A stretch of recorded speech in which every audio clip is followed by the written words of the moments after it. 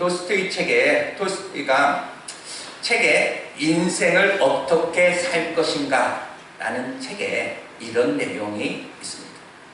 사람들은 돈 지갑을 잃어버리면 안타까워한다. 그러나 책에서 본 좋은 생각들, 그 다음에 우리가 인생을 살아가면서 기억해야 될 것, 그 다음에 더 나은 세상을 만들 수 있다는 그런 생각, 그것은 잃어버려도 그 사실조차 잃어버린 채 아까워지 않는다라는 구절이 있습니다. 바로 이 토스토이는 우리가 기억해야 될 것을 기억하지 못하는 사람들의 살아가고 있는 그 삶을 정말 비판하고 있는 말입니다.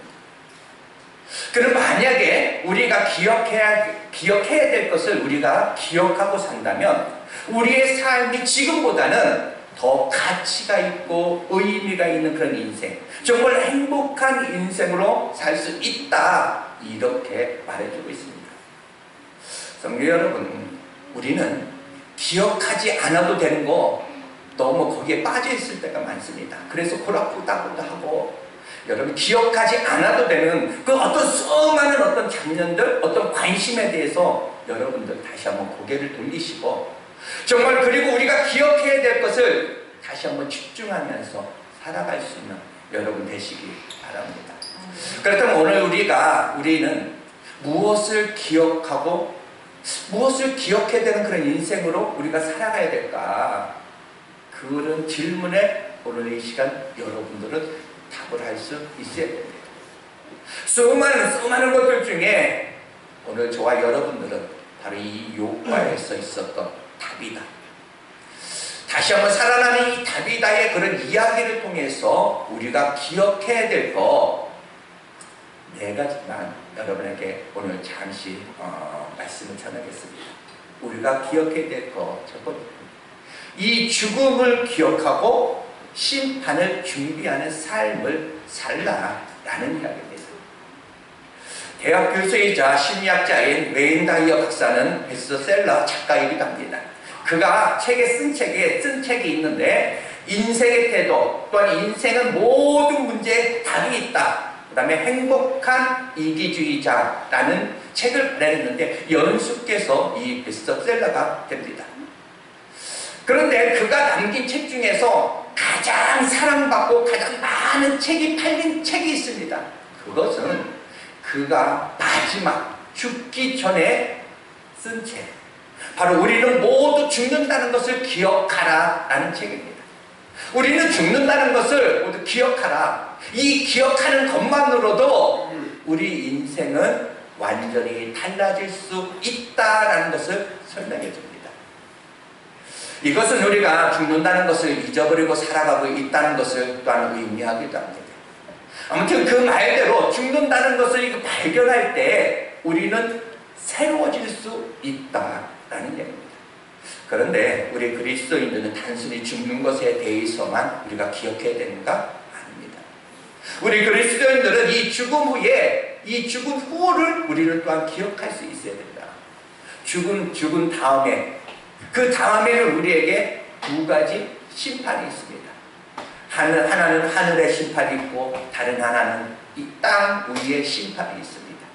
하늘의 심판은 하나님 앞에서 일어나는 천국과 지옥, 그 심판이 분명히 있습니다. 또 하나, 이 땅 위에서의 어떤 심판은 우리가 죽고 난 후에 살아있는 사람들로부터의 어떤 평가를 의미합니다. 우리는 이 2가지를 죽은 후에 우리는 받아들이게 되어 있습니다. 오늘 본문에 보니까 죽음을 맞이한 이 다비다라는 그런 여인이 등장합니다. 바로 이 여인은 여제자라, 이렇게 성경은 말하고 있습니다. 다비다는 욥바에 살고 있는 그리고 예수 믿는 그런 그리스도인입니다. 그런데 그에 대한 짧은 그 설명이 하나 덧붙여 있습니다. 그 연애에 대해서 설명을 어떻게 하느냐, 그녀는 선행과 구제가 심히 많았다라고 36절 그렇게 말하고 있습니다. 그녀는 누가 뭐라고 해도 그러니까 참된 그리스도인의 어떤 삶을 살았던 그런 사람이다 라는 이야기입니다. 그런데 그녀에게 어느 순간 불행이 찾아옵니다. 37절에 보니까 병들어 죽었다 이렇게 말하고 있습니다. 누구보다도 착한 일과 어떤 굳이 않은 일, 선한 일을 그렇게 많이 베풀고 살았던 이 다윗이지만 그녀에게도 여지없이 이 죽음이라는 순간이 찾아왔다. 여기서 우리가 인생을 살면서 기억해야 될 첫 번째 바로 이 죽음을 기억하고 죽음을 준비하는 삶, 이 삶을 우리는 살아야 된다. 사람은 이 죽음은 사람을 가리지 않습니다. 또한 이 죽음은 시간을 또한 가리지도 않습니다. 하나님이 부르시면 그날은 순서가 없습니다. 부르시면 우리는 언제든지 떠나야 됩니다. 그러므로 우리는 늘 이 떠날 준비를 우리는 해야 된다. 감리교 창시자요, 또한 우리 교당, 우리 성결교 창시자인 요한 웨슬리 목사님. 이 웨슬리 목사님은 인생을 살면서 그 목회를 하시면서 늘 세 가지를 준비하셨다고 합니다. 첫 번째는 설교를 늘 준비했대요. 그 다음에 두 번째는 이사할 준비를 하고, 또한 세 번째는 죽음을 준비했다라고 합니다. 그러니까 언제든지 내가 어떤 장소에든지 내가 설교할 그 상황이 벌어지기만 하면 이 설교할 수 있도록 설교를 늘 준비를 했다는 얘기입니다. 또한 하나님이 부르시면 언제든지 떠날 준비, 즉 이사할 준비를 늘 하고 살았다는 얘기입니다. 장소 어떤 구분 없이. 세 번째는 인생의 마지막, 하나님이 부르시면 나는 언제든지 이 땅을 떠날 준비를 또한 하고 살았다라고 합니다. 우리 성도님들, 죽음, 이 이야기는 슬픈 이야기도 아픈 이야기도 절망의 이야기도 아닙니다. 오히려 이것은 소망이 있고 기쁨이 있습니다. 죽음을 여러분 기억하십시오. 그래서 이 죽음을 준비하며 살아가는 그런 지혜로운 우리 성도들이 되시기를 다시 한번 축복합니다. 이 믿음은 다른 사람을 살릴 수 있다라는 이야기입니다. 믿음은 다른 사람을 살릴 수 있다. 이 다비다가 병들어 죽은 후에 욥과에 함께 있던 그 많은 사람들은 어떤 반응을 오늘 보였다라고 오늘 말씀하고 있습니까? 37절에 보면 그때 병들어 죽음에 시체를 씻어 다락에 누였다라고 이렇게 말하고 있습니다. 다비다 이 시신을 깨끗이 씻어서 다락에 올려놓았답니다. 이거 참 어찌 보면 이상한 행동입니다. 왜냐하면 이 보통 사람이 죽으면 어떤 유황으로 닦아가지고 그 관에 넣든지 아니면 땅이나 어떤 동굴에 두어야 됩니다. 그런데 아니면 어떤 장례를 치를 준비하는 것도 아닙니다. 그러나 이 욥과 이 사람들은 이 장례를 준비하는 것 같지 않는 모습입니다. 왜? 38절에 보니까 이렇게 말합니다. 눕다가 욥바에서 가까운 지나 제자들이 베드로가 거기에 있음을 두고 두 사람을 보내어 지체 말고 와 달라 간청했다 이렇게 말합니다. 그들은 다락에 두었다라는 것은 장례를 준비한 것이 아니라 바로 이 사도 베드로를 불러오기로 작정한 것입니다. 그러면 그들이 왜 베드로를 왜 불러오려고 그렇게 했을까? 오늘 본문 36절 이전에는 어떤 일이 있었습니까? 바로 이 베드로가 이 룻다에서 중풍병자를 일으켜 세우는 기적이 등장합니다. 이 소식을 이 욥바 사람들이, 이 성도들이 듣고서 이 다비다의 어떤 죽음을 장례를 치르는 것이 아니라 그 기적을 행했던 그 베드로를 불러서 그녀를 한번 살리고자 하는 그런 마음이 그들에게 있었습니다. 사실 성경에 보면은 죽은 자를 살리는 이야기 많이 등장합니다. 죽은 나사로를 살리셨습니다. 죽은 어떤 주님은 나인성 과부의 어떤 죽은 그 아들을 다 살렸습니다. 또 주님은 본인 스스로 정말 죽은 지 사흘 만에 다시 한번 부활하셔서 제자들에게 자신의 몸도 이렇게 보이셨습니다. 이 모든 이야기를 들은 이 욥바의 이 성도들은 또 이 베드로가 중풍병자를 일으켜 세웠다라는 그 소식을 듣고 이 베드로를 불러서 다시 한번 이 다비다를 살리고자 하는 그런 마음이 그들에게 있었습니다. 여기서 우리는 이 욥바 지역에 있는 성도들의 믿음을 우리는 생각해 보게 됩니다. 우리가 들은 것으로 믿는다는 거 쉽지는 않습니다. 우리는 우리는 이렇게 매주일 교회 와서 말씀 듣습니다. 또한 집에서도 매일매일 좀 말씀을 보면서 묵상하고 듣기도 하고 보기도 하고. 그러나 그 말씀, 이 말씀을 우리가 들은 것 가지고 믿는다는 것은 아마 그 또 다른 어떤 세계입니다.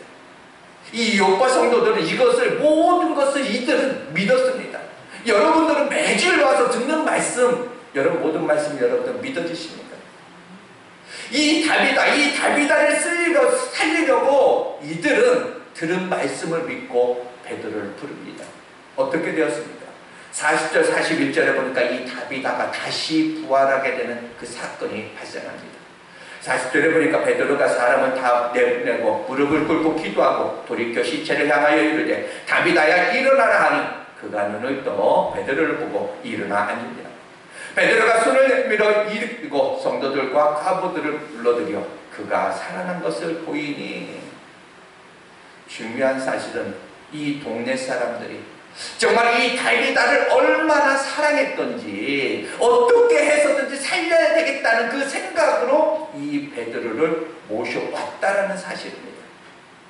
우리가 세상을 떠날 때 이 사람들이 우리의 죽음에 대해서 어떻게 말할까? 아, 참 안타까운 사람 하나 죽었다. 아, 좀 더 오래 살았으면 얼마나 좋았을까? 지금 당장이라도 정말 살아났으면 좋을 텐데. 이런 말을 들을 수 있다면 아마 그 인생은 헛된 삶을 살지 않았다라는 것을 느낄 수 있어요. 하지만 우리가 죽었을 때, 에이, 그 사람 참 잘 죽었어. 그렇게 못된 짓만 하더니 참 잘 죽었어. 이런 냉소와 어떤 경멸을 받는다면 얼마나 수치스러운 일일까. 바로 이 다비다는 너무도 훌륭한 사람이었다라는 얘기입니다.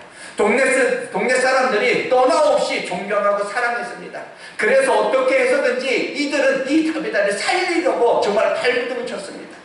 그래서 초대교회 어떤 지도자로서 각종 어떤 기적을 일으키는 이 베드로를 통해서 다시 한번 다비다를 살리기로 다시 한번 간청했던 것입니다.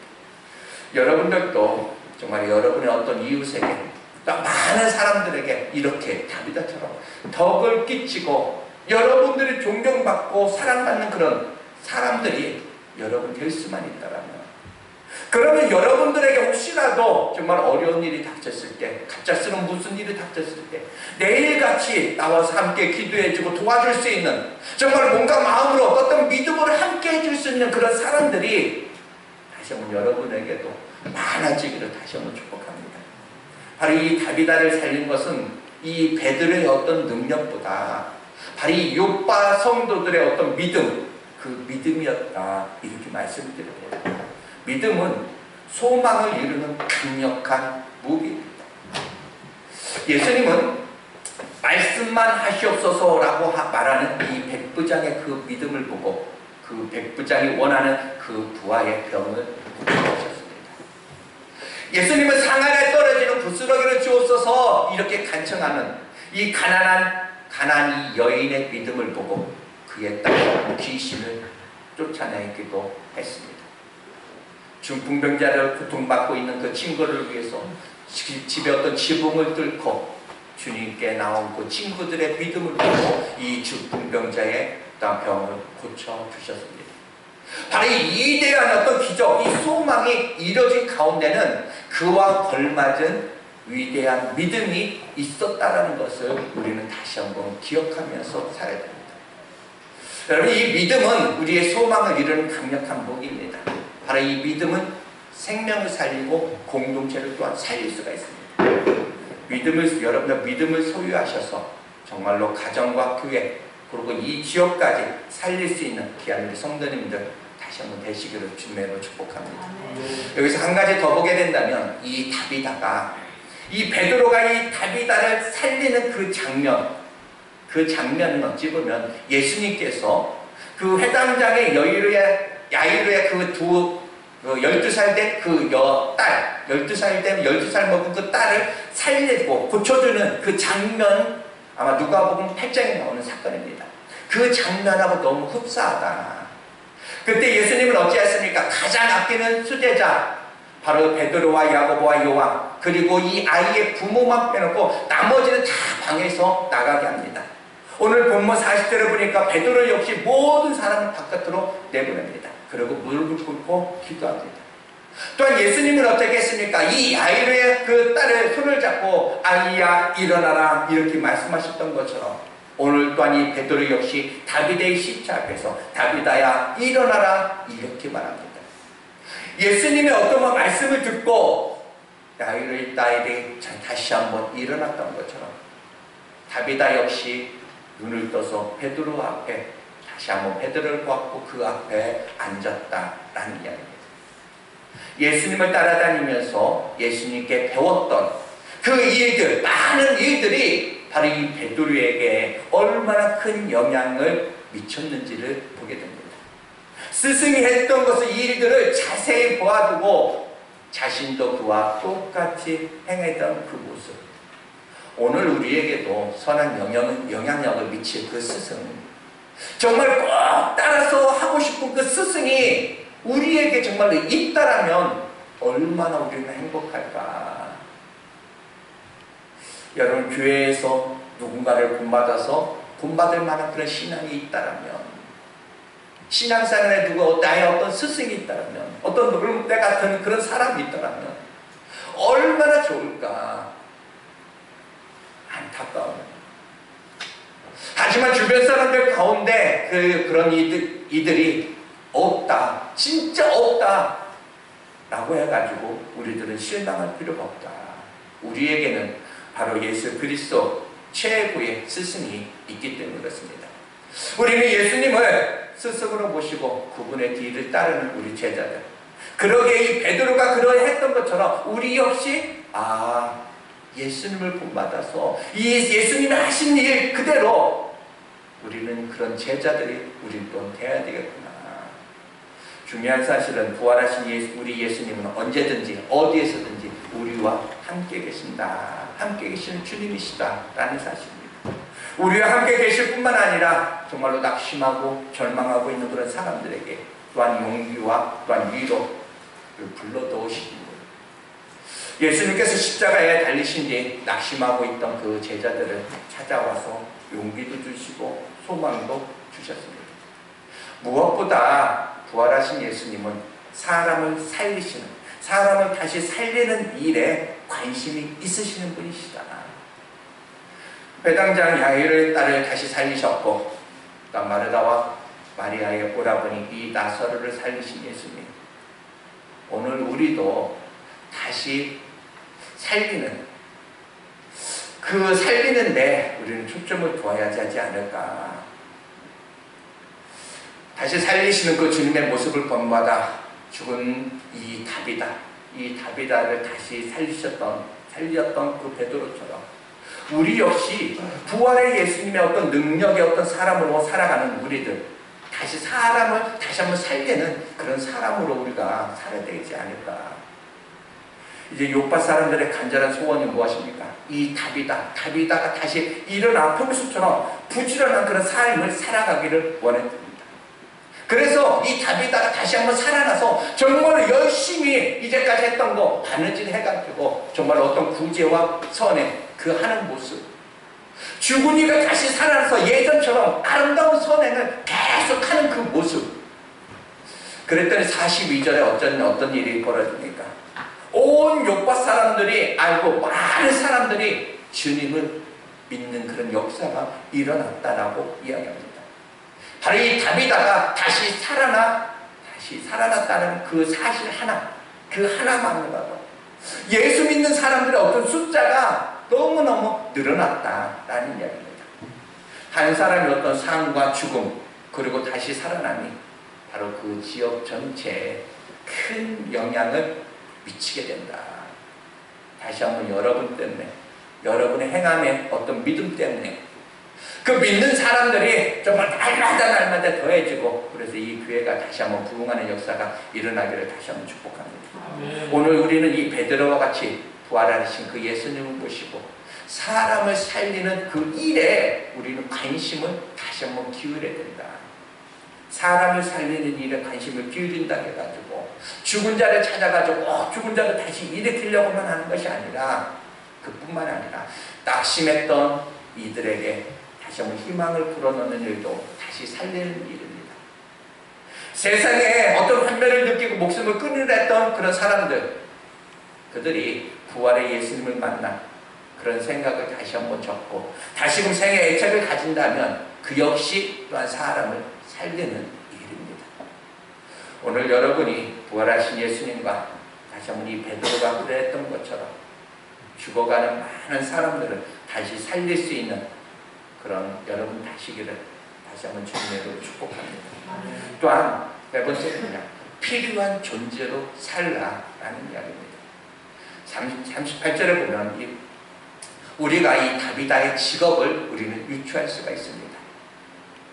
다비다가 죽고 난 후에 욥바 성도들이 베드로를 초대했습니다.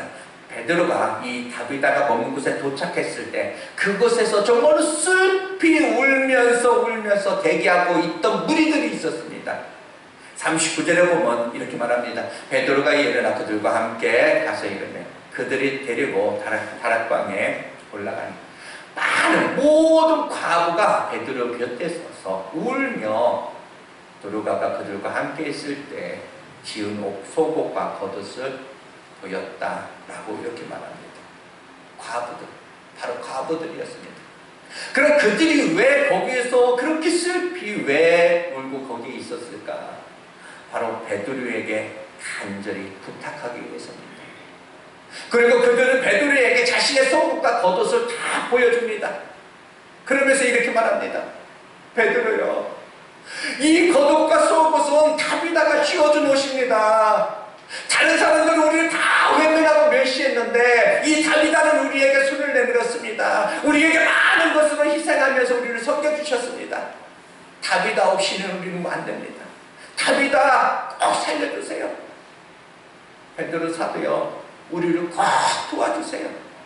이들이 얼마나 울면서 간청을 했는지 여기서 우리가 짐작할 건데, 이 다비다는 옷을 만들 수 있는 그 바느질로 업을 삼는 그런 일을 한 그런 여인이 아니었는가. 바느질해서 얼마나 그가 돈을 많이 벌 수가 있겠습니까? 그러나 이 다비다는 적게 번 돈으로 아껴서 어려운 사람들을 다시 한번 살리는, 그런 정말 살아가고 있는 그 사람들에게 정말 선행과 부지하는 일, 옷을 만들어주는 일을 하면서 그 여인은 살았다는 이야기입니다. 자신도 어려운데 더 어려운 사람들을 돌보면서 살아갈 수 있는 이 여인, 이들은 베드로에게 그 옷을 보여주면서 다비다를 살려달라고 이렇게 부탁합니다. 이것은 다비다가 그들에게 꼭 필요한 존재였음을 다시 한번 확인시켜주는 장면입니다. 그리고 더 나아가 이 다비다가 다시 살아서 자신들과 같은 사람들에게 계속해서 이렇게 도와주는 일을 계속 해주기를 또한 원했습니다.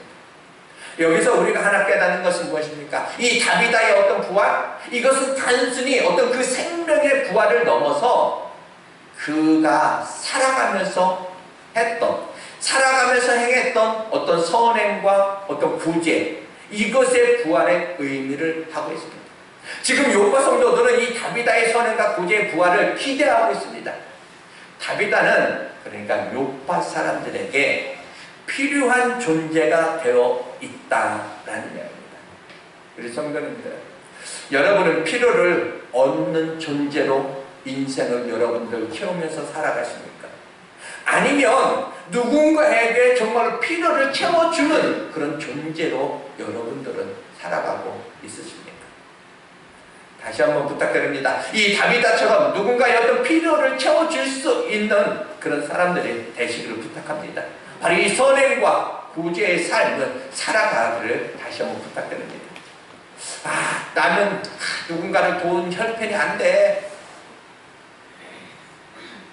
내 모습 봐. 내가 도움 받아야지. 어떻게 내가 도움을 줄 수 있는 사람이야. 이런 생각 여러분들 버리시길 바랍니다. 바로 작은 것부터 할 수 있는 대로 할 일 많이 있습니다. 여러분들도 살면서 갑자기 어려운 일이 있을 때 다시 한번 이 다비다처럼 많은 사람들한테 기도를 받고 그들의 어떤 믿음으로 하나님의 은혜를 마음껏 정말 받아 누릴 수 있는 여러분들 복된 삶이 되시기를 다시 한번 축복합니다. 그리고 하나님께도 필요한 성도들이 되시기를 주님으로 축복합니다. 마지막으로 장벽을 뛰어넘는 자, 장벽을 뛰어넘을 수 있는 자가 되라 라는 이야기입니다. 43절에 보면 베드로가 요바의 여론 아래 있어 시몬이라 하는 무두장이 집에 머무르니 무두장이 여러분 이 다비다를 살려낸 이 베드로가 바로 이 무두장이 집에서 여러 날을 머물었다라는 이야기입니다. 이 한 문장이지만 이 한 문장으로 기술된 이 장면 어찌 보면 혁명적인 그런 사건입니다. 이게 바로 이 유대인들은 율법의 어떤 규정상 이 신체를 가까이 한 사람과는 같이 지내면 안 되었습니다. 바로 이 무두장이라는 거, 이 무두장이는 이 직업은 뭐냐? 무두장이는 뭐냐? 죽은 짐승의 어떤 가죽을 다루는 어떤 가공하는 그런 직업을 말합니다. 그러니까 죽은 짐승들의 가죽을 벗겨서 뭐 생활용품을 뭐 만든다든지 이런 사람들. 그러니까 그 당시의 율법은 이 죽은 짐승을 다루는 이 다루는 일을 하는 일을 부정한 일로 그들은 여겼습니다. 그렇기 때문에 이 직업 역시 부정한 일로 간주했다. 그런데 그런 직업을 가진 사람이 집에서 이 베드로가 며칠을 묵었다라고 오늘 이렇게 이야기합니다. 그것은 율법적으로 보면 있을 수 없는 그 사건입니다. 그러나 이 베드로는 율법의 그런 장벽을 뛰어넘었습니다. 진짜가 되기 위해서, 복음의 증인이 되기 위해서 우리 역시 많은 어떤 고정관념, 이 장벽을 우리는 뛰어넘어야지만 됩니다.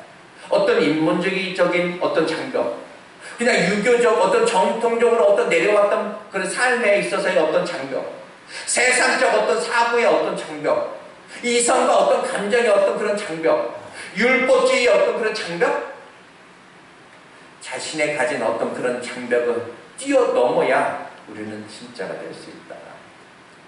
여러분을 가로막고 있는 그런 장벽이 있다라면 여러분은 그것은 무엇입니까? 이제 말씀 마칩니다. 우리가 인생을 살면서 우리가 기억해야 될 거, 언제든 우리에게 죽음이 찾아올 수 있다라는 사실을 우리가 기억한다면 우리는 믿음을 놓을 수가 없습니다. 그래서 믿음, 이 죽음을 준비하는 그런 삶을 여러분들 사시길 바랍니다. 바로 이 믿음은 생명을 살릴 수가 있습니다. 믿음은 가정, 이 교회, 이 지역사회를 살릴 수가 있습니다. 믿음을 소유한 그런 우리 성도들도 다시 한번 살아가시기를 부탁드립니다. 필요를 채우는 그런 인생이 아니라 정말 필요를 채워줄 수 있는 그런 필요한 그런 존재로 살아가는 우리 성도들 되시기를 다시 한번 축복합니다. 여러분의 어떤 고정관념, 이거 뛰어넘어, 정말 이 뛰어넘는 이 장벽을 우리는 뛰어넘어야 된다.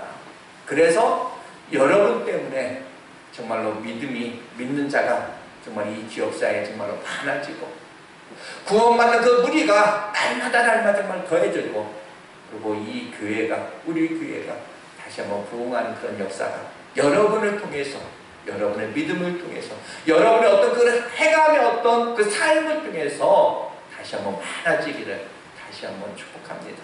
잠시 기도하겠습니다.